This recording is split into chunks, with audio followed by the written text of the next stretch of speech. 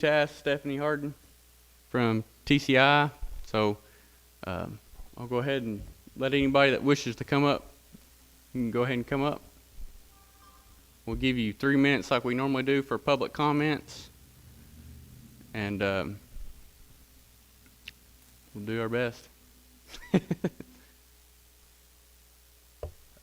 Matt, will there be a question and answer after they give the presentation? Well, yes, all of our committee meetings have, we have to have public comments in our committee meetings also. Yes. That's a good question, though.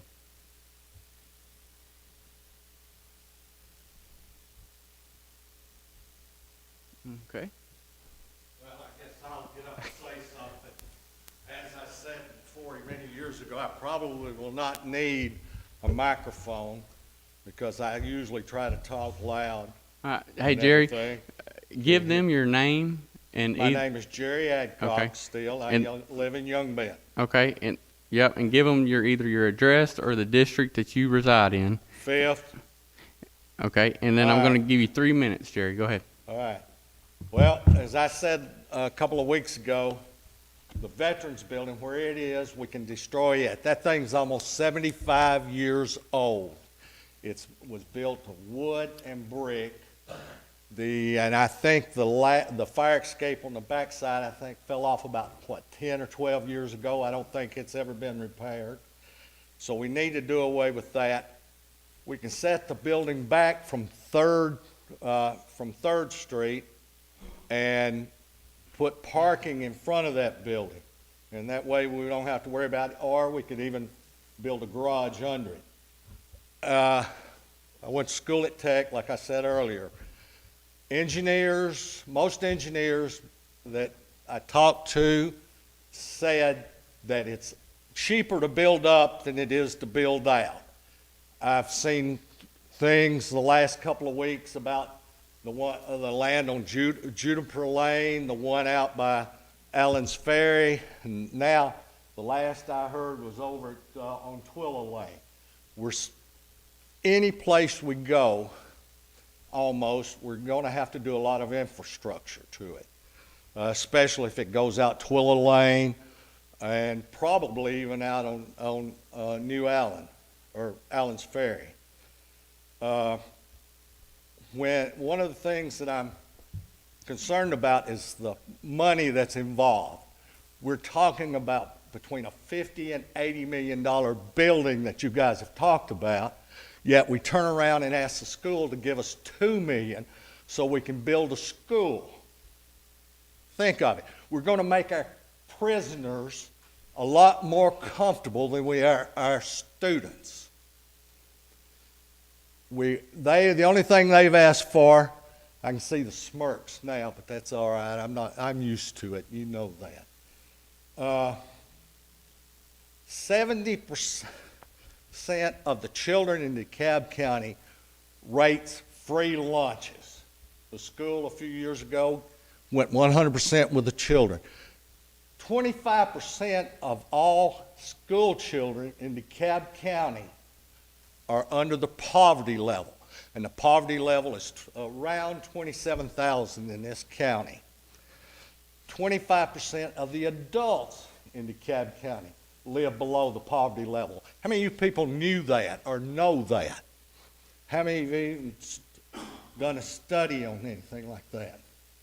I think if we're going to waste a lot of money, well, it's not waste, we should probably donate more money to our cafeteria fund so that they can get away from this Michael Obozo's lunch program that she put around a few years ago. Jerry, your time is ended.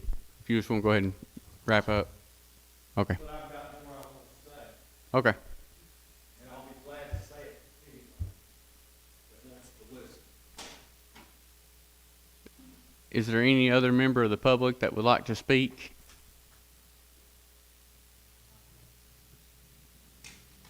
Come on up and give us your name and either your address or the district that you reside in, and I'll give you 3 minutes to speak.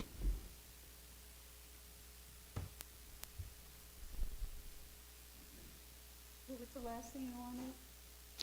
just give your name and either the address or district that you live in, and I'll give you 3 minutes to speak afterwards. My name is Ann Smithson. I've lived in Smithville for 20 years. My address is 305 Dearman Street, and I love this city. And I think there's a great need for the sheriff to have adequate facility, and that children should be educated. However, like he said, there's a lot of people in poverty level. I'm not one of them, but I do want to express my concerns for the timing of this. And that would be with not knowing what the economic system's going to be. The markets are crashing. People's taxes have gone up. They're struggling to survive from payday to payday. Many don't have savings, much less being at the poverty level. I just think that it might be wise to see what's coming before we spend all this money on things that could wait a little bit. It's not very far off before things may change. I mean, I don't see debt forgiveness coming as much as we'd all like that, or taxes going down. In fact, they would go up to supply the monies for this, and they've already gone up because of the new building and influx of citizens, which I think is a good thing. One more point, maybe two. I don't think that a police station should be so close to a high school. And I think that the location for West School kind of decentralizes the community for kids to get there and time for bus rides and all that stuff. So thank you, and that's all I have to say. Thank you very much. There be anybody else that would like to come up and speak to the commission?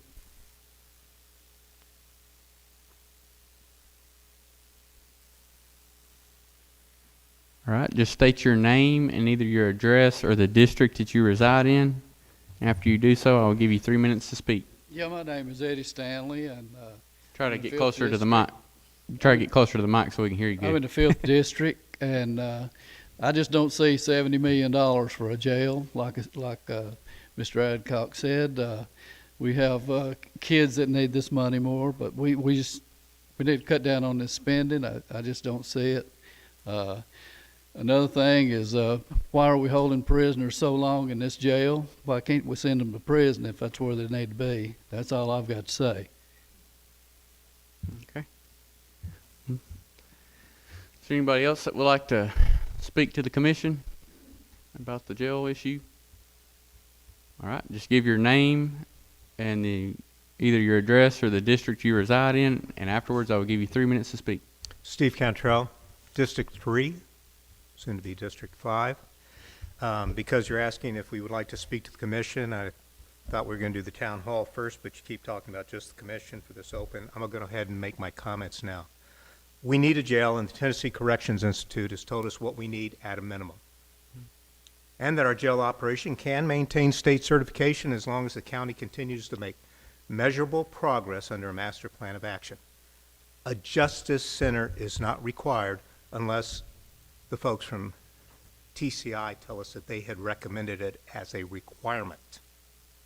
But it is an additional tax burden that the committee and the mayor have proposed putting on the taxpayers of DeKalb County. We need to focus on what TCI has recommended as the minimum to meet standards due to other challenges facing this county and, more importantly, its taxpayers. We need a jail, not a justice center. As for concerns about the courts and security of the courthouse, there is an easy solution which would be less of an impact on the taxpayers of DeKalb County.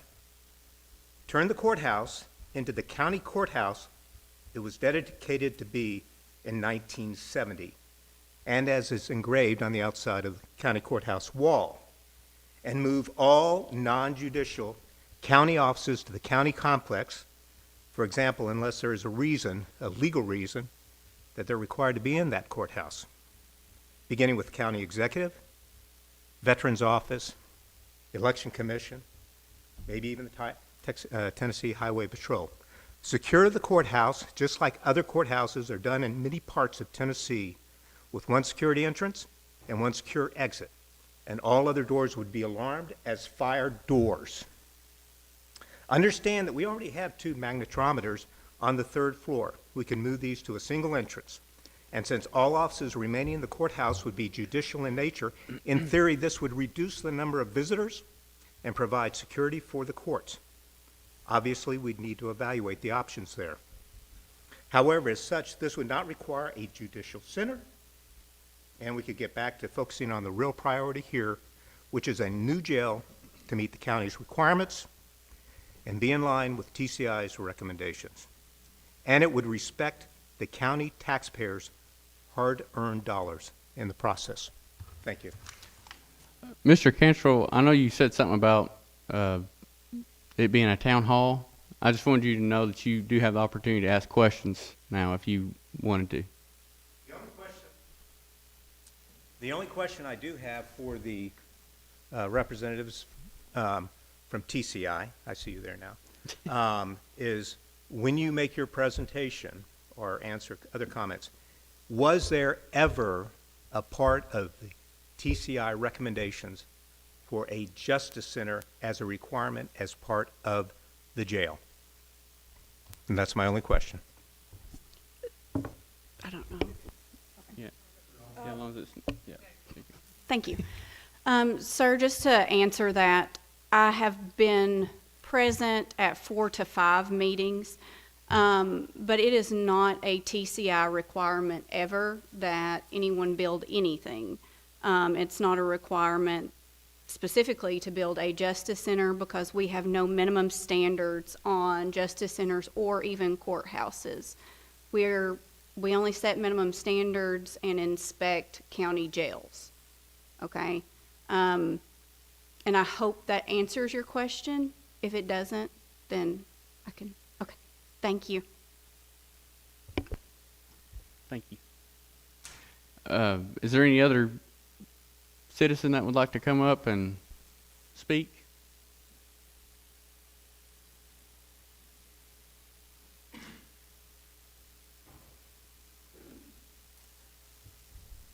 My name is Steve Mitchell. I live at 440 West Main Street in Smithville. And I just had a question for the representatives of TCI. In your work, and I know in the presentation a few weeks ago, there was a lot of discussion about the facilities now are harder facilities because the type of crime has increased, that they're more dangerous, and I think everyone would agree they need to be safe environments, especially for our law enforcement officers. But in terms of that, does TCI have an opinion or sort of a recommendation in terms of those facilities being close to or not close to residential facilities, residential areas? I was just curious if TCI typically made recommendations on those types of facilities, how close they should be to residential areas. Thank you. Thank you. We don't have any standards, and there's really no recommendations since corrections facilities are typically, they're hardened facilities. They're all built or should be built with security grade materials. And so any sort of contact with the public, because that is the job of corrections, is to keep the inmates safe and separated from the general public. We don't typically have any recommendations other than on the outside of facilities to have fenced-in areas. If you have outside recreation areas, to have fences around those, possibly security fences around part of your sally port just for the integrity and for the safety and security of the facility and the public.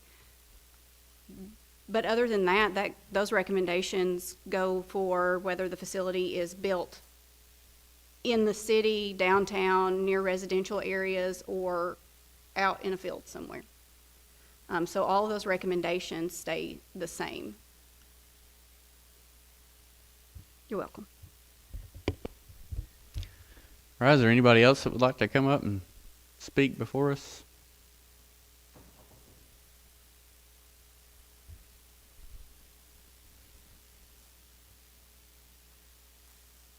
No one else is going to speak. Can I ask TCI a question? Go ahead, Jerry.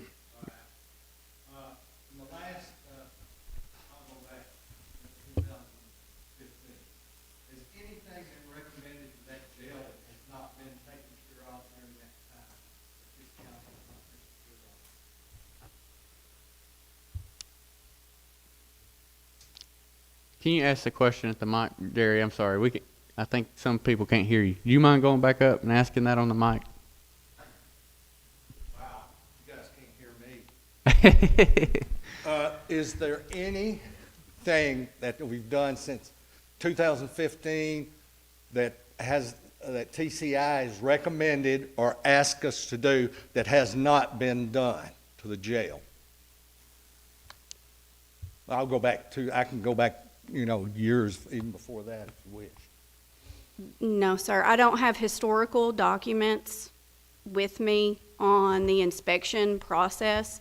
And so we never ask you all to do really anything, but just during the inspection process,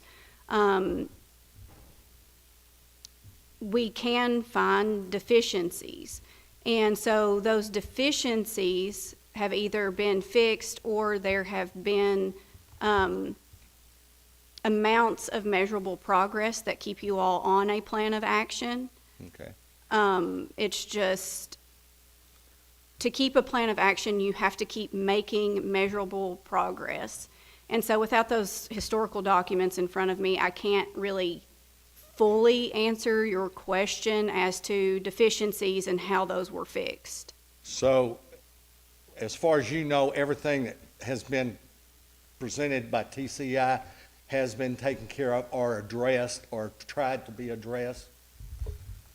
Some of these members of the court think that we just keep kicking the can down the road, and they just needs to be explained to them more than anything. And that's a difficult, like I said, that's just a difficult thing to answer without historical documents in front of me. And one of the main issues is an issue with overcrowding. And it doesn't matter to us exactly how you house those people, because you are sending those people into other counties, but your county is paying for those inmates to be housed in other places. But you still do have the issue of overcrowding on a weekly basis. I don't know what your average daily population rate is right now for the last 6 months. But since we did have to reclassify your bed space in 2023, just a couple of issues that have been or actively been taken care of or you guys are working on are different maintenance issues in the annex part, and you guys are working on solutions for those. But your inmate population is not anything that TCI can. It's been remedied between inspections and re-inspections and documented on your plan of actions, but that is an ongoing concern. Okay, but for the most part, with the exception of the basement that we did away with, the annex, I can't remember what the exact maximum on that is, but I almost want to say, is it 80 people for the annex? It's not that big? 60? 40? But it's still a pretty big area. Is there anybody else that would like to come up and speak or ask a question? See anybody here? Is there any commissioner that would like to ask any questions? Yeah, I do. Yeah. So I got a couple for TCI. So based on y'all standards, should that have basement ever been okay to house inmates? Based on sunlight, based on footage, based on anything and everything, should that basement ever been okay to house inmates? Deputy Director Bob Bass at a few different meetings has addressed this same issue, so thank you for bringing that up so the people here can hear the actual answer again. But the short answer is no. It never met our standards. Deputy Director and the Director have talked to the Sheriff and the Mayor about that issue, and it was so long ago, the current Deputy Director and the Director had no idea that that was even part of DeKalb County housing until 2018 or 2019. And I think they've addressed the county commission on that issue before. I don't know, like I said, I've only been a part of 4 or 5 meetings, so I'm not really for sure on when that occurred. But they extended their apologies, and they scoured records. The person who did approve that housing no longer works for TCI and has not worked for TCI for over a decade. Next question is, per y'all standards and everything, the dome, or not the dome, but the pod, should that have ever met, or did that ever meet state standards? Classifications, square footage, natural sunlight?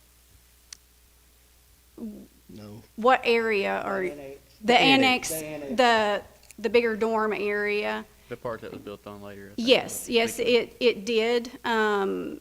There were a couple of different maintenance issues that I think are being addressed, but I don't have that information in front of me on that either. That's being addressed now? Yes, sir. That's what being, all right, so. Yes, sir. No, okay. And there may have been an issue with an extra bed added in several years ago, but that was taken care of by the sheriff whenever we did address it a couple of years ago.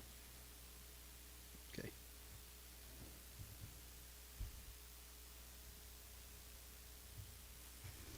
So, I'll just keep going.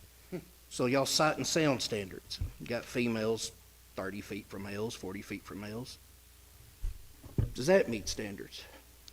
Sir, I'm this- just trying to yeah. prove a point that some of this has been going on longer than a year and a half, 2 years, 3 years, 4 years. Yes, I sir. mean, this has been going on for a long time. Past inspections, those can be, you can put in a public information request for those because it is an official document, just for anyone in the crowd. But the actual TCI minimum standard does state that there has to be a separation of sight and sound between male and female inmates. Now, with your current layout, it does meet the standard now.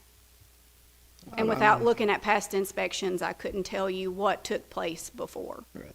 And I know for years Joe helped this county, and I appreciate Joe. I like Joe Ferguson. And now it's coming back to bite everybody in the rump side, including y'all, because, you know, he worked for y'all and he signed off on some stuff that probably should have never been signed off on. But now it's time for us to do something, and nobody wants to do it. All right.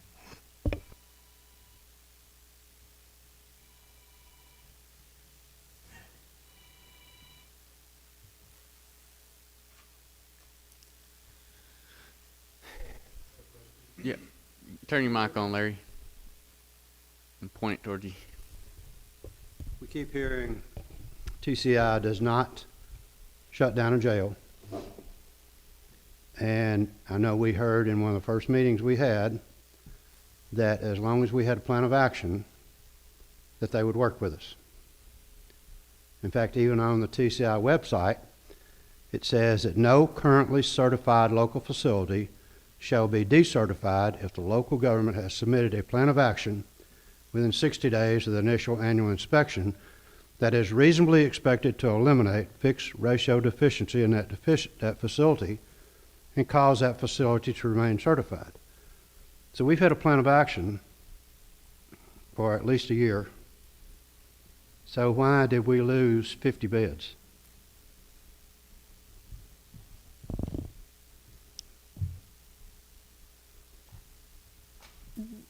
The answer to that is a little bit multifaceted, and I answered just a little bit of it just a few minutes ago, because the conversion of that basement to housing units, it should have never been approved because it did not meet the standards when it was approved, and it did not meet the standards during the past inspection processes. And you all have been on a plan of action for several years now because of overcrowding and several different issues with the basement housing. So eliminating the basement housing did help you come into compliance just a little bit more, but it removed all of those bed spaces. And so that does create an issue with your jail population. And so that's what a plan of action is actually based on. It can only be based on those fixed ratio deficiencies, if you have any, and that will go by your population, and it's actually individual housing. Your individual housing units are where those fixed ratio deficiencies will come into play, because for how many ever inmates, you have to have so much square footage depending upon the type of housing. You have to have so many toilets for so many inmates. And that number changes if you have female inmates. You have to have one shower for every 16 inmates that you have. And so that's what we mean by the fixed ratio deficiencies. And so even if you're overcrowded in one housing unit, but not in another, whenever we come for inspection, then you still have deficiencies. Did that help any? So in 2021, 2022, we were certified. Under a plan of action. So you were still under a plan of action in those years. So then we're actually under a better plan of action now.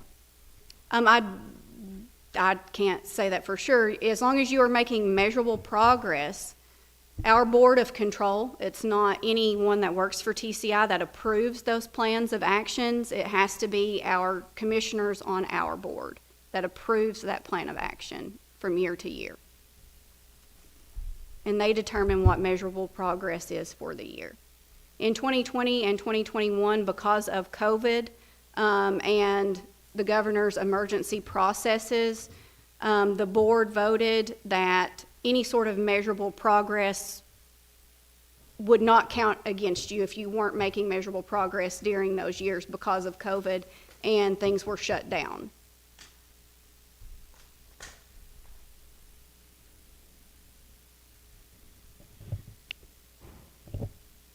Okay, so you're saying the basement of the original jail is not the only reason for decertification, but the main reason. What's the maximum bed space for the basement of the jail, Sheriff? The bed space in the basement, what's the maximum bed space in the basement? 15, 16? There were 2 cells in the basement that held 10 inmates apiece. So there were 20 inmates, and then our trustees were there too, and I think there were 6 or 8 beds there. Okay. So basically about 25 beds in the basement. So if you do away with the basement, which we did, what's the problems other than old with the upstairs that couldn't be certified? Because that's 25 beds we lost. Sir, I would like to say that I did not say that the basement was the main reason for any sort of non-recommendation. It was the inmate population numbers. And so that's going to be a continued concern. As those beds were removed, you still are over your jail population for certified beds. So is that the number one reason, overpopulation? Yes, sir. That's the only way that we can recommend that Okay. you are So- certified under a plan of action. So if we had thinned our population down, we could have, and done away with the basement, we could have still been certified. Is that what you're saying? I'm sorry, can you repeat? If we thinned our population down to meet the square footage of your minimum requirement and do away with the basement because you said it should have never been housing inmates, then could it have been recertified? Sir, you're still certified under a plan of action. You aren't housing people in the basement No. cells any longer. And so if we come in to do an inspection this year, because our inspections, our initial inspections are surprise inspections or unannounced, and you all meet the population numbers and your average daily population for the last 6 months meets that, then we recommend certification every time, and you have no other deficiencies, then we wouldn't even be back for a re-inspection. But that average daily population rate gives a true, it gives us a true look at exactly what you're holding kind of from day to day. Because I could come in and you could be 20 over what you're supposed to have, or even 30. And then you're just rarely 10 over what you're supposed to have. So those things, it's just contingent upon the numbers that you're housing. And what you're housing in and out of county is supposed to be calculated in that average daily population rate as well. Why would what we're housing out of the county have any effect on in the county? Sir, because they're still the county's inmates. Right. And if the other counties decide that they can't house them for any reason whatsoever, then it is the sheriff's legal duty to go and get those inmates and house them in your county. So it doesn't matter that we're housing them out of the county, we're still having to count them on our population. Yes, sir, for your average daily population rate. That makes absolutely no sense because we don't have live bodies in the building, but that's your rules and regulations. I can't do anything with it, but that's crazy. But, I can see if you've got 40 people and that's 40 beds and that's what you've got in the building, that's what you're housing. You're not overpopulated. Are you? No, If sir. we've got 800 students in a school, and that school can house 850 students, but we've got some more over here that's being homeschooled, we can't count them homeschool students in the school. But they could say, we're not going to homeschool them, we're going to send them to school. Now we've got 100 we're going to send. That don't make no sense to me, but that's just me. And just to clarify, on any sort of inspection record, whenever we do ask for your population rate for that day, and what we actually calculate for your bed rate is what you have in-house. But the average daily population rate that is also on your inspection reports and re-inspection reports has to have those numbers calculated of who you house out.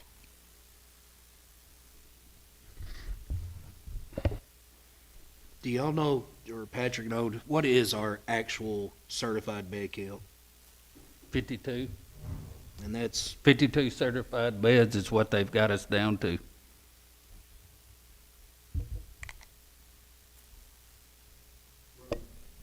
I would like to address a couple of things that's come up, if that would be all So right. we really need to build 52 plus beds to get our 52 beds certification back, correct? Is that what you're saying? We lost 52 beds? No, we really probably lost more than that. what had happened prior to COVID, it was a year before COVID, we got inspected by the TCI, and it was a different inspector than what we had in many years in the past. Some of those jail inspectors that we had back years ago authorized beds in the annex that drew drawings, and we placed those beds in there. We got permission by them to do that. And then they came and inspected the jail and found that we were overcrowded, that we had too many beds and some pods, and the basement wasn't up to by their TCI requirements. There was also no natural lighting down there.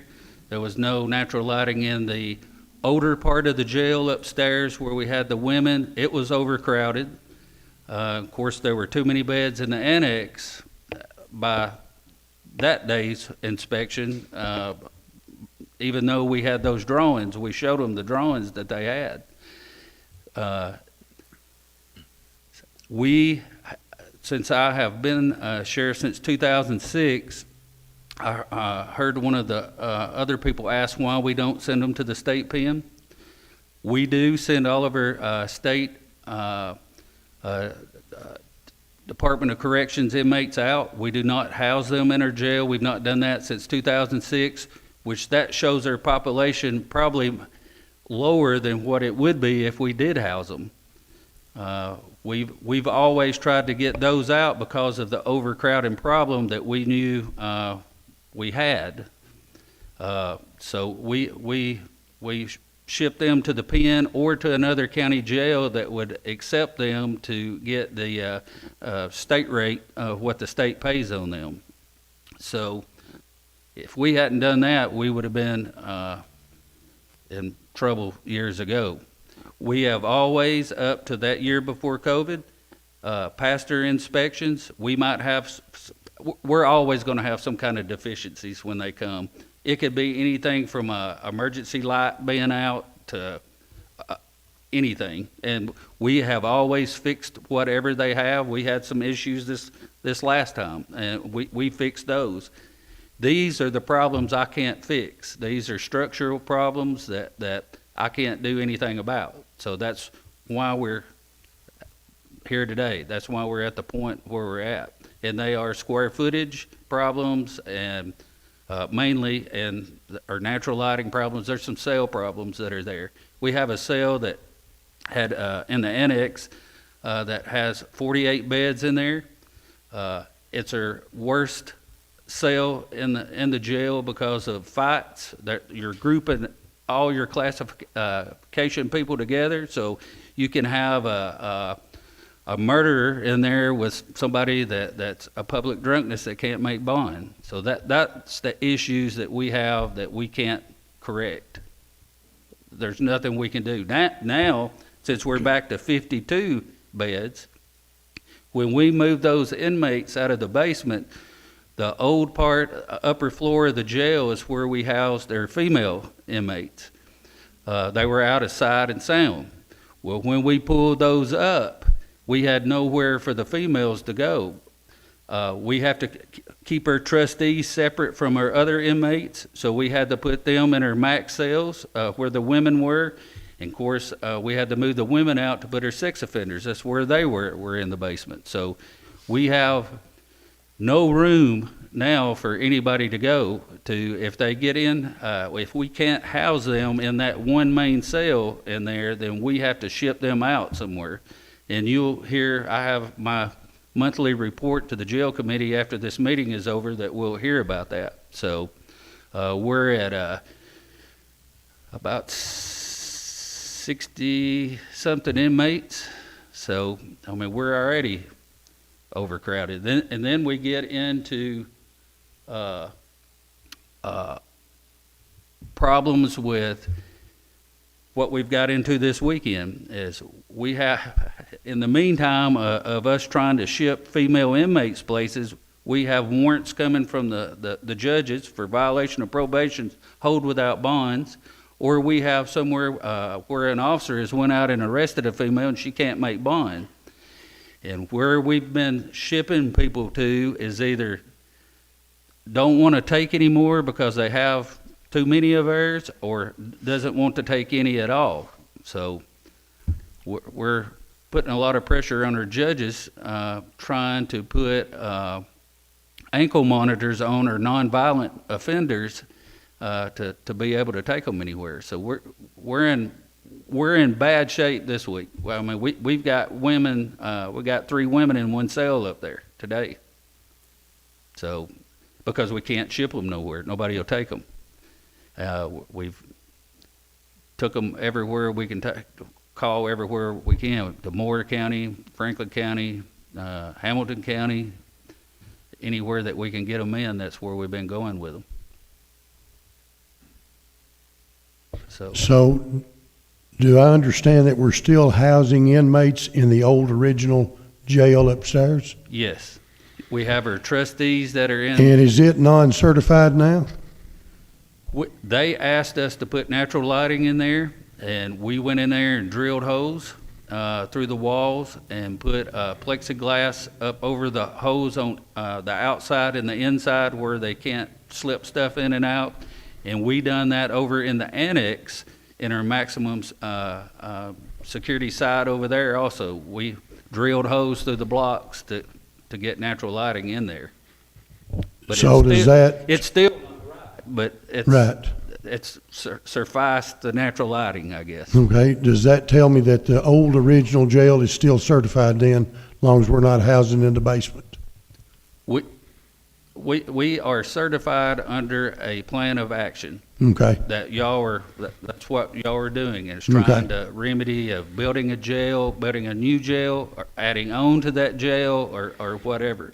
okay. I heard some other comments there about building up.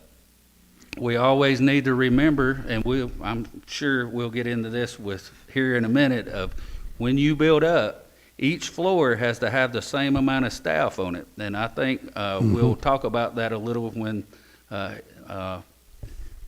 he gets up, or our architect gets up tonight and talk. So we're probably going to, on the building up, over double what employees we have now. That will be a continuation of an expense for long as you're there. So the original jail is still certified under a plan of action. That is correct. The annex is still certified. No, it is still certified under a plan of action. It is Okay. all one building. It's not divided into. I thought because it wasn't attached, that it was 2 separate buildings. They put those together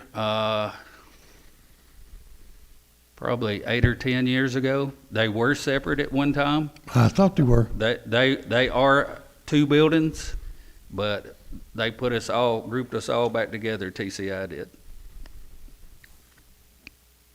I think that plan of action word is really, you're temporarily certified until you fix something.